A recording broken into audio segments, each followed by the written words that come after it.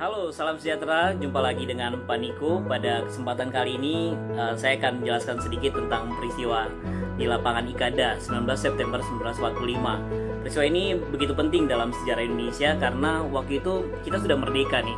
Tapi Jepang masih ada, terusnya juga sudah didengar-dengar sekutu ingin balik lagi ke sini. Terusnya juga nanti akan dibonceng oleh Belanda yang mungkin CLBK dengan kita ya, berusaha untuk balikan terus. Meskipun kita sudah berusaha untuk menolaknya dengan proklamasi pastinya. Terusnya begitu pentingnya karena waktu itu peristiwa ini terjadinya memang di lapangan Ikada di Jakarta.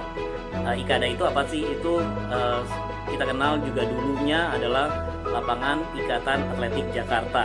Terusnya juga kalau sekarang kita kenalnya dengan namanya lapangan Monas seperti ini. Tapi dulu waktu itu belum ada Monasnya, belum jadi. Terusnya usaha-usaha yang dilakukan adalah rakyat, para pemuda, terusnya pemuka masyarakat waktu itu berusaha mengajak Soekarno, mendesak Presiden RI waktu itu dan pemimpin lainnya untuk bertemu dengan rakyatnya.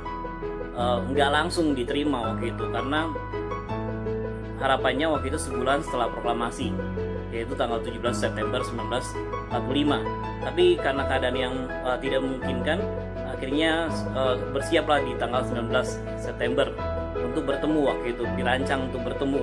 Rakyat datang dari penjuru Jakarta, bahkan dari luar kota, ada dari Tangerang, ada dari Bogor, ada dari Bekasi dan sebagainya. Itu datang ke Jakarta, sampai ada yang lewat naik kereta turun di stasiun Gambir, ada juga yang dari daerah-daerah sekitar lapangan Ikada di seputar Jakarta, ada dari Priuk, ada dari Kemanggisan, ada dari Jatinegara dan sebagainya, dan pelosok-pelosok Jakarta lainnya pastinya.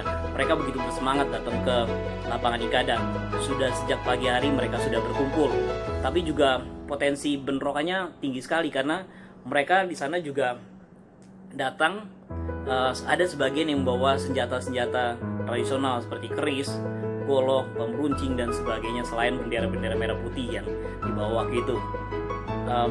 Ada kekhawatiran waktu itu. Pada hari yang sama, Soekarno memimpin rapat para menteri sidang kabinet yang membahas dengan alot, salah satunya tentang masalah pertemuan dengan rakyat di lapangan Ikada ini. Akhirnya Bung Karno jelang sore, Soekarno datang ke lapangan Ikada menghampiri rakyatnya yang sudah berkumpul. Waktu itu Presiden Soekarno langsung naik ke atas podium dan berkata, menenangkan rakyatnya dan meyakinkan bahwa proklamasi itu udah final, nggak bisa berubah lagi. Rakyatnya juga percaya bahwa apa yang dikatakan Soekarno, dan mereka akhirnya diminta pulang dengan tenang. Yang bisa kita ambil pelajaran pada pembelajaran hari ini adalah sebagai pemimpin kita harus bisa mendengar suara dari rakyat dan orang-orang sekitar yang menyuarakan kebaikan. Begitu juga sebagai rakyat, kita juga bisa mengkritisi pemimpinnya tentunya, dan juga kita bisa mendengar apa yang dikatakan oleh pemimpin-pemimpin kita, anjuran-anjuran yang baik itu. Mari kita menjalankan hak dan kewajiban kita masing-masing sebagai insan di negara kita ini, agar bangsa ini tidak berjalan mundur ke belakang tapi maju ke depan sebagai bangsa yang maju, yang beradab. Belajarlah dari sejarah. Kita maju ke depan bersama-sama, merdeka.